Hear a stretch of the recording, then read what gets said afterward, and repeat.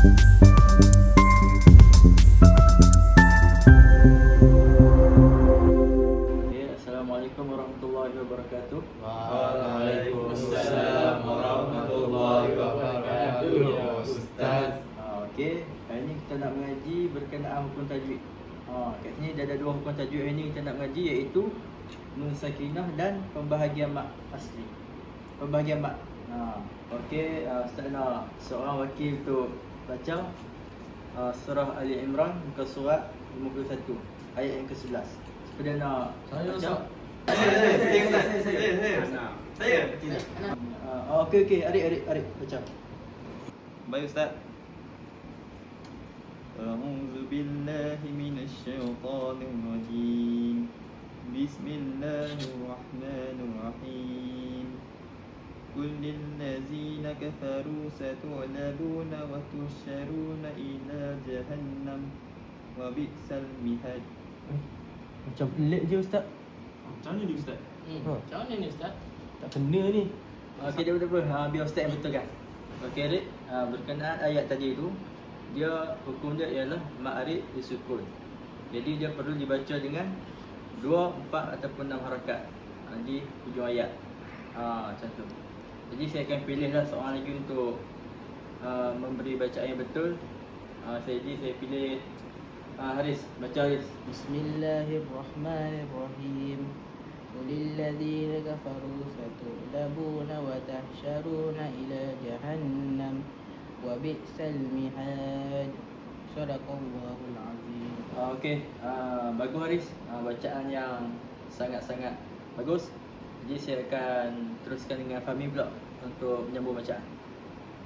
Baik Ustaz, saya akan sambung. A'udzu billahi minasyaitonir rajim. Qul a'unabbi'ukum bi khairin min dzalikum lilladzina taqaw inda rabbihim jannatun tajri min tahtihal anharu khalidina fiha.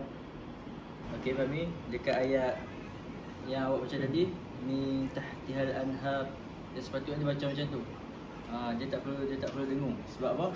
Sebab dia nun sakinah bertemu dengan izhar haki, iaitu huruf ha. Jadi dia tak perlu dibaca dengan dengung. Dibaca dengan anhar, tak perlu dengung. Baik Ustaz, saya faham. Okey Ustaz, biar saya betulkan bacaan Fahmi. A'udzu billahi minasyaitonir rajim. Bismillahirrahmanirrahim. Qul a'unabbi'ukum bi khairin min dzalikum lilladzina taqaw inda rabbihim jannatun tajri min tahtihal anhar khalidina fiha. Shadaqallahul azim. Okey, bagus. Iqbal dengan Fahmi nampak semakin improve daripada segi tajwid. Okey, bagus. Jadi Ustaz nak minta seorang daripada kalangan kamu semua untuk memberi sedikit ulasan berkenaan apa yang kita mengaji hari ini daripada awal sampai habis lah. Okey, saya nak minta Jamal untuk beri ulasan sikit. Okey Ustaz, apa yang saya faham daripada hari ini, kami belajar benda yang baru Ustaz. Ada 2 hukum baru, iaitu ma'arif disukun. Yang tadi Arif baca salah tu. Contohnya al-mihad. Patutnya bacaan betul dia al-mihad tu, sebab dia ma'arif sukun ni huruf mat asli bertemu dengan huruf hidup di hujung ayat. Betul tak Ustaz? Okay, yang kedua, hukum kedua ni hukum tajwid nun sakinah, di mana nun sakinah ni bertemu dengan huruf ha. Hukumnya iaitu izhar haki.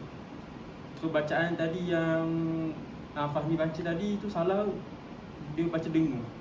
So bacaan yang Ustaz kata betul tadi tu baca anhar kan, bacaan yang jelas, bukan dengung kan. Tak Ustaz? Betul Jamal. Okey, alhamdulillah semua dah faham. Jadi lega hati Ustaz semua faham ni. Jadi kita akan tutup majlis kita dengan tasbih kafarah dan surah Al-As. Subhanallah.